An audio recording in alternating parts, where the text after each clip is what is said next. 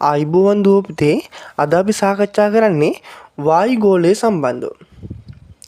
වායුගෝලය කියලා කියන්නේ පුතේ විවිධ වායු වර්ග වලින් සමන්විතව පෘථිවිය වටා ඇති වායුමය ආවරණය වායුගෝල ලෙස අපිට හඳුන්වන්න පුළුවන්. ඒත් එක්කම පුතේ මේ පෘථිවියේ වායු ගෝලයේ වායු අපිට රැඳී පවතින්නේ පෘථිවියේ ඇති ගුරුත්ව බලය නිසා කියලා අපිට පෙන්වා දෙන්න පුළුවන්. මුහුදු මට්ටමේ සිට කිලෝමීටර් 120ක් දුරට වායුගෝලයේ විහිදෙනවා. ඒ වගේම තමයි පුතේ මුළු වායු පරිමාවෙන් 50%ක් පමණ පෘථිවි තලයේ සිට කිලෝමීටර් 5ත් 6ත් අතර පමණ දුරකට අන්තර්ගත වෙනවා පුතේ. ඊළඟට බලමු වායුගෝලයේ සංයුතිය පිළිබඳව. ඔයාලට මේ ස්ලයිඩ් එකෙන් බලා ගන්න පුළුවන් පුතේ වායුගෝලයේ පරිමාව විදිහට පළවෙනි වායුව තමයි පුතේ නයිට්‍රජන්. වායුගෝලයේ වැඩි ප්‍රමාණයක් තියෙන පුතේ නයිට්‍රජන් 78.09. ඊළඟට ඔක්සිජන් 20.95. ආගන් 0.93. ඊළඟට කාබන් ඩයොක්සයිඩ් තියෙන පුතේ 0.03. ඊළඟට තියෙන අපිට ඕසෝන් 0.000006. ඊළඟට අවසාන වශයෙන් තියෙන පුතේ හීලියම්, නියොන්, ක්‍රිප්ටන්.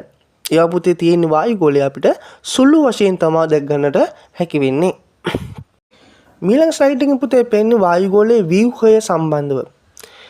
වායුගෝලයේ ව්‍යුහය පුතේ උස සහ උෂ්ණත්වයේ පදනම් කරගෙන වායුගෝලයේ ප්‍රධාන ස්තර 4කට අපිට බෙදන්න පුළුවන්. එකක් තමයි පුතේ පරිවර්තී ගෝලය. 2 අපරිවර්තී ගෝලය. 3 මෙසෝගෝලය. 4 තාපගෝලය වශයෙන්.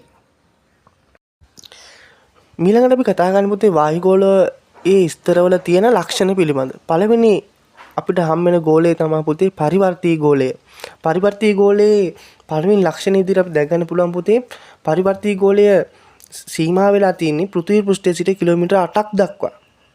දෙවෙනි ලක්ෂණය තමයි පුතේ පාරිසරික පතන ශීඝ්‍රතාව මෙම ගෝලය තුල දක්වන්න ලැබෙනවා පුතේ.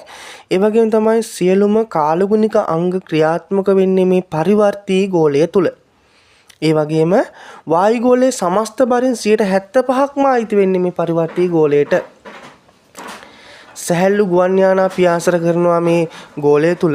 ඒ වගේම අවසාන වශයෙන් පුතේ පරිවර්තී ගෝලයේ ඉහළ සීමාව පරිවර්තී මණ්ඩලය නමින් හඳුන්වනවා. ඊළඟට පුතේ අපිට මාතෘකාව වෙන්නේ වායුගෝලයේ ස්තර ලක්ෂණ යටතේ අපේ දෙවෙනි ගෝලය වන අපරිවර්තී ගෝලය පිළිබඳ. අපරිවර්තී ගෝලයේ පුතේ මුහුදු මට්ටමේ සිට කිලෝමීටර් 48ක් දක්වා ඉහළට විහිදෙනවා. ඒකත් එහෙම වගේම තමයි උස සමග උෂ්ණත්වය ඉහළ යනවා. තුන්වෙනි ලක්ෂණය තමයි පුතේ වායුගෝලයේ සමස්ත බරින් 19%ක් ගබඩා කරගන්නවා මෙම අපරිවර්තී ගෝලය තුල. ඒකෙන් තමයි අපිට වැදගත්ම සාධකයක් වන මේ ඕසෝන් විස්තරය පිහිටා තියෙන පුතේ අපරිවර්තී ගෝලය තුල. පස්වෙනි ලක්ෂණය විදිහට අපිට දැක ගන්න පුළුවන් සුපර්සොනික් ජෙට් යානා මෙම ගෝලය තුල පියාසර කරනවා.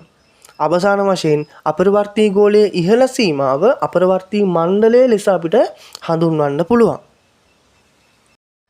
ඊළඟට ඔයාලට බලා ගන්න පුළුවන් පුතේ අපි කතා කරන්නේ මෙසෝගෝලය පිළිබඳ.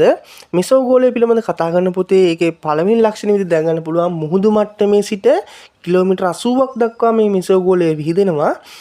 මේ ගෝලය තුල පුතේ උස සමග උෂ්ණත්වය ක්‍රමයෙන් අඩු වෙනවා.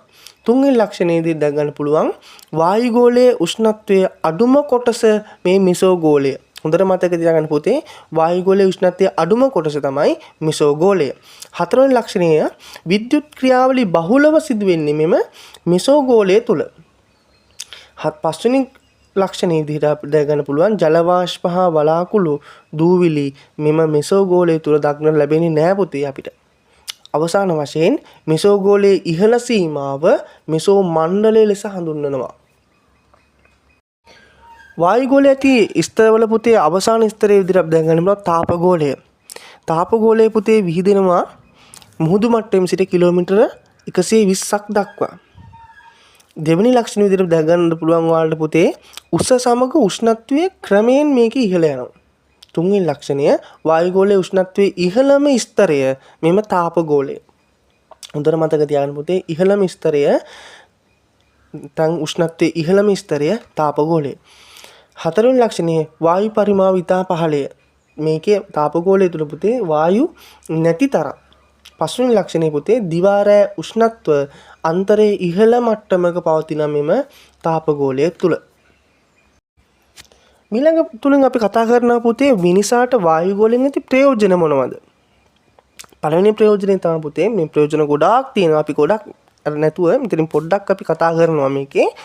පළවෙනි ප්‍රයෝජනය තමයි ජීවීන්ට ශ්වසනයට අවශ්‍ය ඔක්සිජන් වාතය ලබා දෙන්නේ මෙම වායුගෝලය. අපි හැමෝම දන්නවා මේ වායුගෝලයෙන් තමයි අපිට අවශ්‍ය ඔක්සිජන් ලැබෙන්නේ කියලා. දෙවෙනි ලක්ෂණය තමයි ප්‍රභා සංශ්ලේෂණයට කාබන් ඩයොක්සයිඩ් හා සූර්යාලෝකය ලබා දීම. තුන්වෙනි ලක්ෂණය නැත්නම් තුන්වෙනි ප්‍රයෝජනය සූර්යාගෙන් නිකුත් වන අහිතකර කිරණ වලින් පෘථිවිය ආරක්ෂා කිරීම. ඔයාලා හැමෝම දන්නවා මොකද්ද? අහිතකර කිරණ අපි ආරක්ෂා ගන්න අපරිවර්තී ගෝලයේ තියෙන ඕසෝන් ස්තරය මගින්. හතරවෙනි ප්‍රයෝජනය තමයි පුතේ ජීවීන්ගේ පැවැත්මට අවශ්‍ය තාපය ආලෝකය සූර්ය විකිරණය තුලින් ලබා දීමත් මේ වායුගෝලයෙන් අපිට ලැබෙන එක. ඒ වගේම තවත් ප්‍රයෝජනයක් විදිහට දැනගන්න පුළුවන්. අවසාන වශයෙන් අපි සාකච්ඡා කරන පුතේ වායුගෝලයේ පැවැත්මට අහිතකර වන මානව ක්‍රියාකාරකම් මොනවද පිළිබඳ. පළවෙනි ක්‍රියාකාරකම තමයි පුතේ සමහර කාර්මික වායු විමෝචන මගින් ඕසෝන් ස්තරය තුනී වීම හා සිදුරු වීම. දෙවෙනි ක්‍රියාකාරකම තමයි පුතේ හරිතාගාර වායු වර්ග බහුලව වායුගෝලයට මුදා හැරීම. තුන්වෙනි එක තමයි හරිතාගාර වායු විමෝචනයෙන් දේශගුණික විපර්යාසය වලට හේතුවක් වෙනවා මෙම හරිතාගාර වායු.